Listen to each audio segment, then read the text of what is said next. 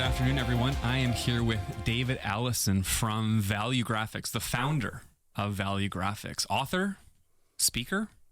I mean, what doesn't this guy do? So thanks, David, for being with me here today. Thanks for having me over. Nice place you got here. Oh, I like it. I appreciate it. It's almost as if it's my own. I'm here so often these days. So, David, why don't we start off, and we're going to be talking about market segmentation. And in class, we call it STP, segmentation, targeting, and positioning. You are the go-to guy in this topic, and so it's great to have you here. So why don't you just tell us a little bit about, like, what is Valuegraphics? What does that mean? Oh, okay, cool. Well, if you're trying to understand an audience, well, actually, let me even back up from there. It's the job of every organization on earth, profit, not-for-profit, religious, political, business, it doesn't really matter what you're talking about. Every organization exists to do just one thing, and that's identify a group of people and get them to do something. That's it. When you boil it all down, it's that simple. Yeah. So identifying that group of people and figuring out who they are is got to be job one in any organization, because otherwise you don't know who you're talking to, right? So I like to say that there's a three-legged stool that you need to be thinking about when you're trying to identify and understand your target audience. You need demographics, you need psychographics, and the third leg of the stool that we've been missing is valuegraphics. And here's why you need all three. Demographics tell you what these people are all about. It tells you whether they're men or women or rich or poor, young or old, educated, 2.3 children, all that kind of demographic stuff. Yeah. Psychographics record a record of what their behavior has been so far around a particular product or service or brand. So let's say we're a coffee company. You might know psychographically that the people that you've identified demographically drink 3 cups of coffee a day. So you have some demographics and you have some psychographics. What we're missing is a way to understand how to influence them tomorrow.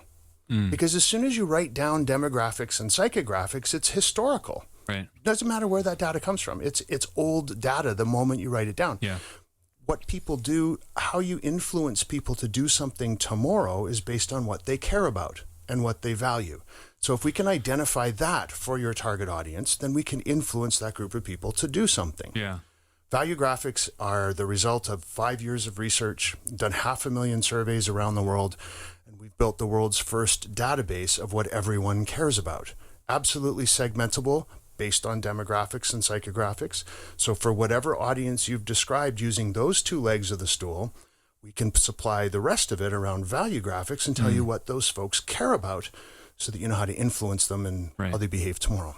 So you're saying that Valuegraphics they're predictive, or they're a leading indicator of what people are going to do tomorrow or next year? They're the only indicator of what people are going to do tomorrow or next year. Human beings are hardwired to chase the things they care about, whether you're doing it consciously or subconsciously. Yeah. Whatever is most important in your life is how you make every single decision all day long, large and small.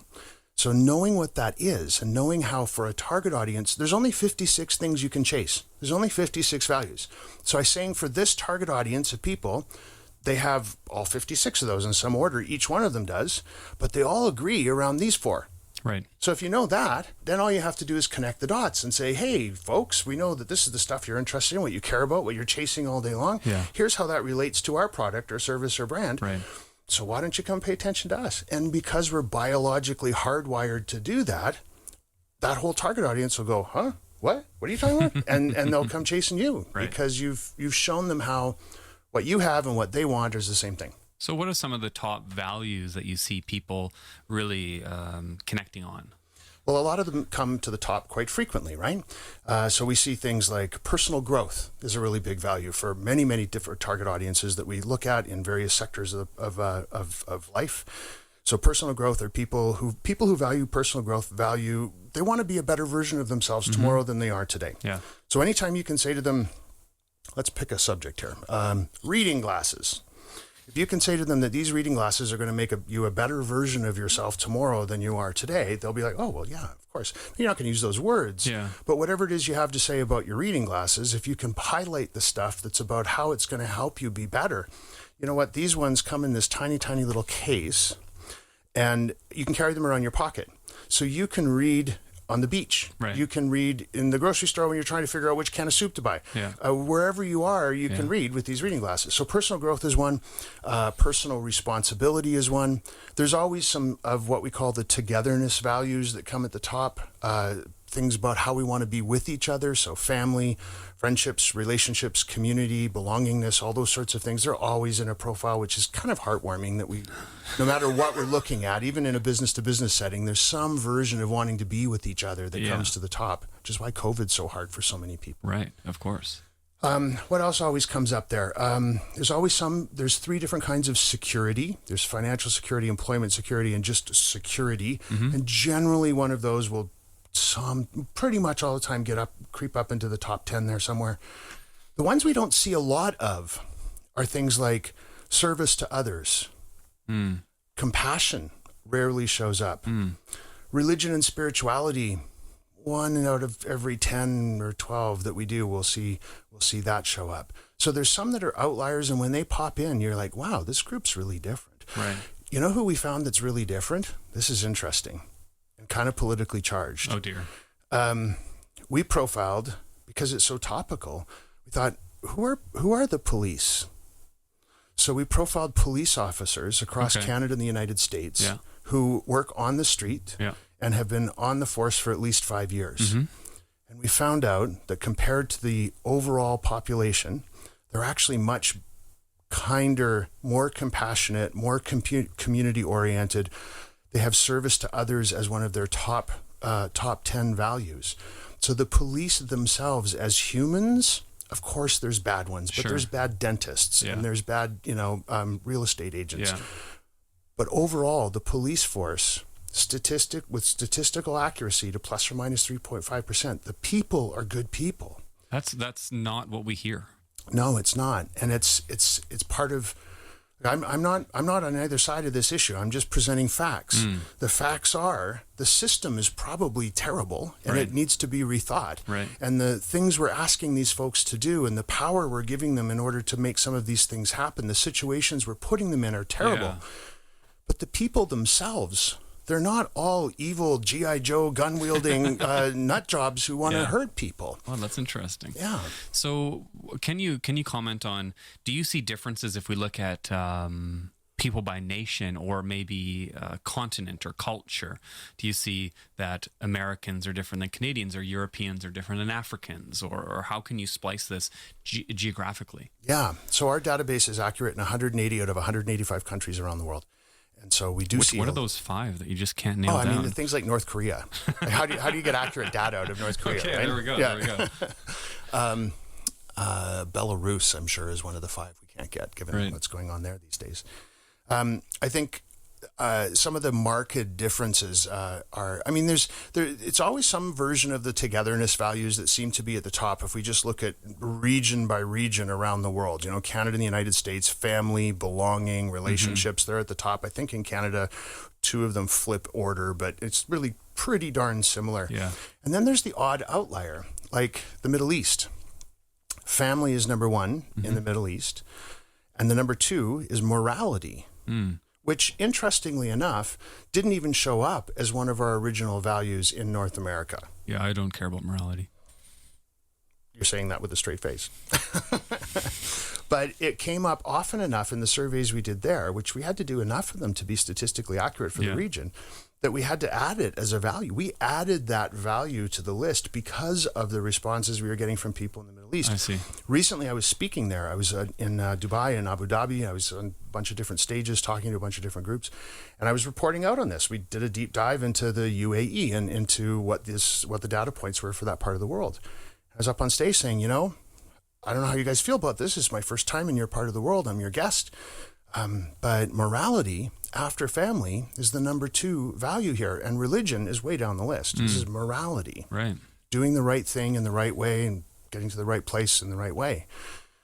I had people come up to me afterwards, women in full burqas who I could only see their eyes, and men in traditional garb. And they came up to me and said, you nailed us. Yeah. That's exactly who we are. Right. From childhood, we're taught that it's more important to be moral in the way we make our decisions than anything. Right. Next to family, sure, we buy that. Yeah. But absolutely, it's the most important part of who we are. And I think my Western eyes, I went there with this sort of cartoon character in my head of what those people in that part of the world were about, because I've only known about them through the Western media. Sure.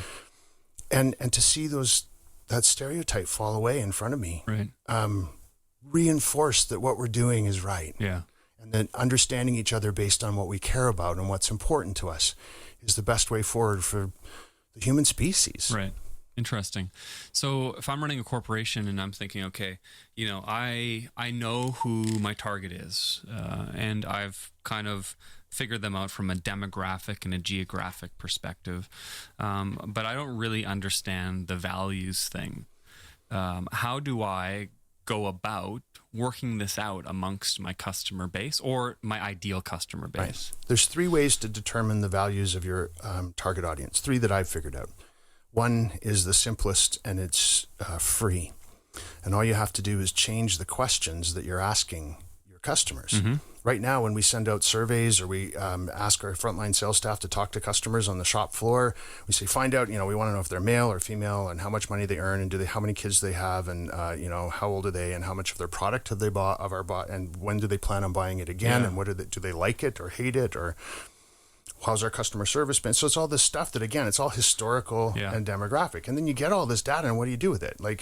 So you've just found out that your customers are all 45 years old and have bought your product once a month for the last 2 years. Now what? Yeah. You start, how are you any further ahead? Right. You aren't, right? So all you got to do is start asking them questions about what they care about. Mm-hmm. Not about you and your product. It's not about you, folks. It's not about you, Mr. CEO. Yeah. It's about them. What's the thing that you worry about the most? Right. What do you think about before you go to bed at night? What's the first thing on your mind in the morning? So are these variations of the same question? Yeah. Whatever kinds of question you want to ask, but just get past asking them about your product and about what they are. Describe yourself. Are you a man? Yeah. And instead ask them what's on their mind. Mm-hmm. What do they care about? What are their goals, their aspirations, their dreams? What are they worried about? What are the secret things that keep them awake at night that nobody knows about? Because if you start to ask those questions over enough people, you'll see patterns emerge. And you'll say, oh, look, isn't this interesting? Everybody we're talking to in some way or another is saying something to us about friends. Yeah. Our customers are very concerned about friendship. Now, how can we use that as a way to talk to them and increase and enhance their friendships? Now you're doing something they actually care about instead of just saying, buy one of our things and get another one for free. Yeah. Say, no, buy one of our things and have one for a friend. Yeah. Bring your friends with you to the store and this will happen. Yeah. Use friendship as a way to connect to what your customers care about. So that's number 1. Number 2, always sounds like I'm shilling my book. But if anybody has written a book and has it on Amazon, you make about 50 cents a copy. So if 1,000 people go and buy my book, I'm going to have enough for dinner tonight. So it's not about shilling the book, but the book's called We Are All the Same Age Now. You can get it on Amazon. And in there's a 10-question quiz. And if you use those 10 questions on SurveyMonkey or whatever platform you want, ask your customers that. You can get 100 people, 200 people, even 50 people to answer those 10 questions. Mm-hmm. It'll point you to one of the 10 chapters in the book. Those 10 chapters are the 10 biggest, most powerful tribes of like-minded people who agree on the same set of values. So taking this quiz, you get 50 people to answer it, and they say they're all pretty much agreeing that Chapter 7 is the most important thing to them. Let's go look at Chapter 7 and see what it tells us to do. Interesting. And then the third thing you can do, and this is where I actually make my money, is you can call me up and I'll do a custom survey for you, and we'll actually use our data set and we'll come up with super precise facts about what it is your audience cares about using those 500,000 surveys we've done around the world. 500,000. So if I'm spending time with other men who are white, who are living in the city, who are married and have a couple kids, people who are similar to me in demographic and geographic ways, am I more likely to have stuff in common with them, or maybe my buying habits? Are my buying habits likely to be similar to them more than someone who has the same values as me? No, you're going to be buying things based on what you value. But I think even if you just think about your friends, how many of your friends match your demographic profile? Some of them will, but that's because you agree on things and because you have similar values. I bet you have friends who don't match your demographic profile. And the reason you're friends with them is because they match your value graphic profile. I only have like 5 friends. So. Okay, well, so maybe 2 of them are not like you specifically, right? I love to tell the story about one of my best buddies. I have a different ending to this story than it used to have, but one of my best buddies, what we had in common was we both liked smoking cigars, we both liked whiskey, we both loved art. We would sit and talk for hours about art and have a few too many drinks and smoke a big cigar. We both grew up in Winnipeg. We were both paper boys for the same newspaper. We both were scouts in Winnipeg, Boy Scouts. We both had so many things in common. And I had a great time hanging out with my friend Gordon Smith. And he just died last year at the age of 99. Wow. There's no reason that Gordon and I couldn't be pals. Yeah. You came to one of my classes once and took a picture with the class to send a message. Was it to Gordon? Probably. Yeah. I feel like I remember this. This is maybe 3 or 4 years ago. Yeah. Gordon was wheelchair bound for the last few years of his life, but he had great whiskey and good cigars, and we'd get together and have a great time.